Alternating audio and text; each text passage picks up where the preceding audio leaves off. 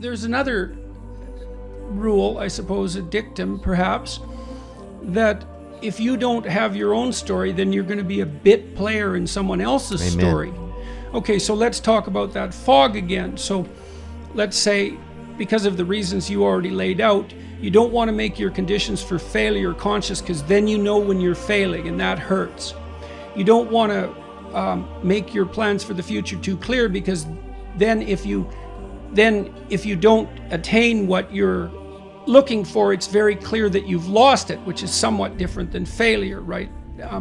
And then there's also the problem that if you make your motives clear to other people, then they really have the ammunition to hurt you, because like, I can hurt you by depriving you of what you want, but I can hurt you even better if I really know what you want and can deprive you of that. So you have reasons to keep these things unclear. But the problem then is that you don't have a direction that's powerful, right?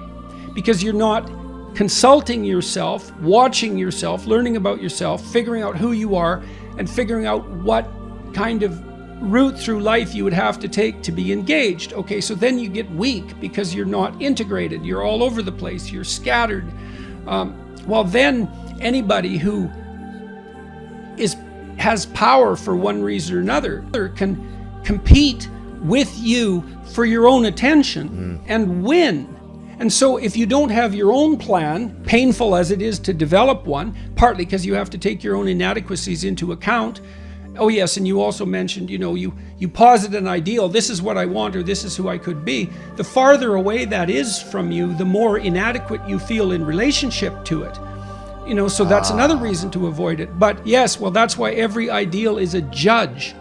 There's no getting away from that. Now, if it's too much for you, I might say, well, make a lesser ideal, like try to pursue something that doesn't intimidate you into paralysis. What you really want to do is you want to lay out a plan that has a pretty high-end aim, but that also consists of steps that aren't too intimidating. So you have to ask yourself, I would like to do this, I should do it, but would I do it? And the answer is likely to be no, often, because you know what you're like. You're supposed to go to the gym, but you don't. It's like, okay, well, maybe you won't go to the gym, but maybe you'd walk half a block every second day, something like that. And you have to ask yourself, I write about this in the first chapter, about the advantage of being a fool. If you notice that you're not so good at something, then you can calibrate down the goal until a fool like you can manage it, and then you can attain it, and then you're not quite so much of a fool.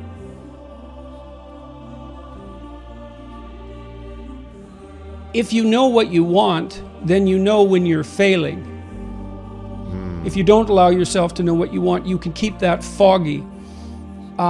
If you don't set out the conditions for your success, then you can avoid your responsibility, because again, that's not clear. And the problem with wanting something is that in all probability, you're going to have to work for it. You're going to have to make sacrifices, and it's certainly possible that you want to avoid that.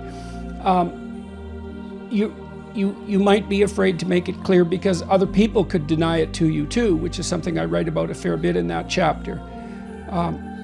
The problem is, and failing to make any of that clear protects you right now, but it's really hard on you over the medium to long term, because if you don't make it clear to yourself what you want or to other people, the probability that you're just going to stumble into it is pretty low.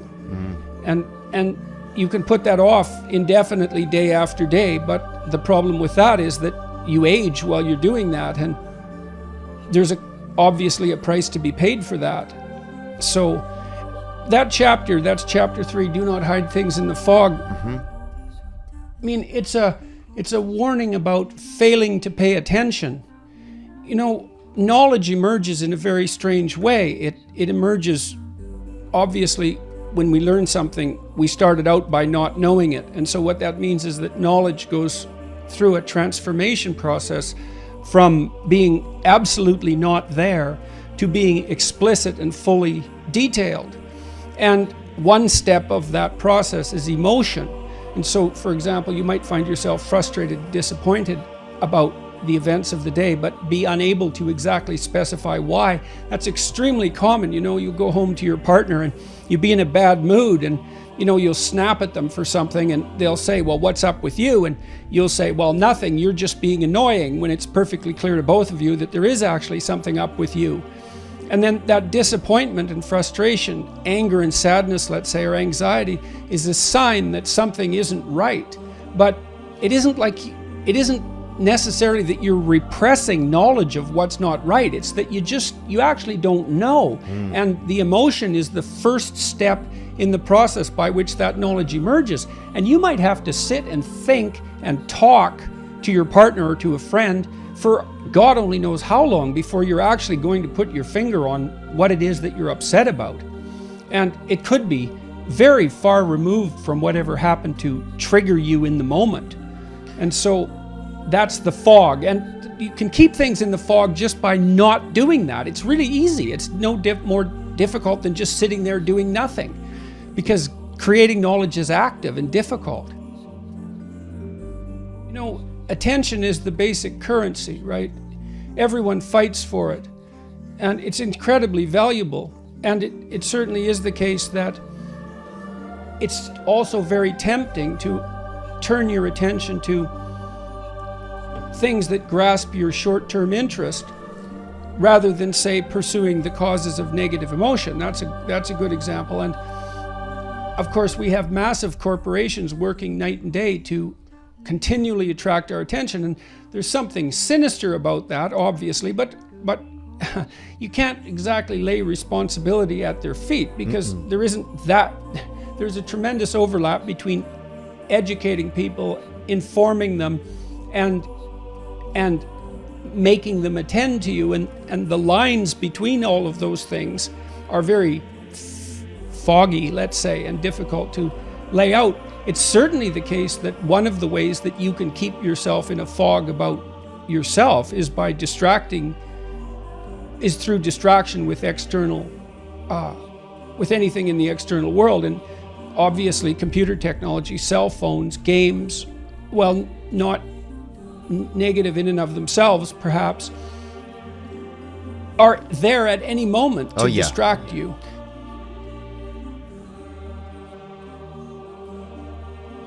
I think you need a meaning to sustain you in life, because life is difficult, and so the meaning has to be proportional to the difficulty. I think everyone knows that and wants that. Whenever I talk to audiences about that and pointed out that it's through the adoption of responsibility that you're most likely to encounter those meanings, the audiences would generally go silent, because that isn't an equation that's often made, right? Is that, well, you need meaning, that's better than happiness. Happiness is a consequence, I would say, a fortunate consequence of the pursuit of something deeply meaningful, but almost everything that's deeply meaningful requires the willingness to adopt responsibility. And so that's a good thing to know, because you might ask yourself, well, why should I adopt responsibility? And the answer to that seems to be something like, wow. Well, it deepens your life.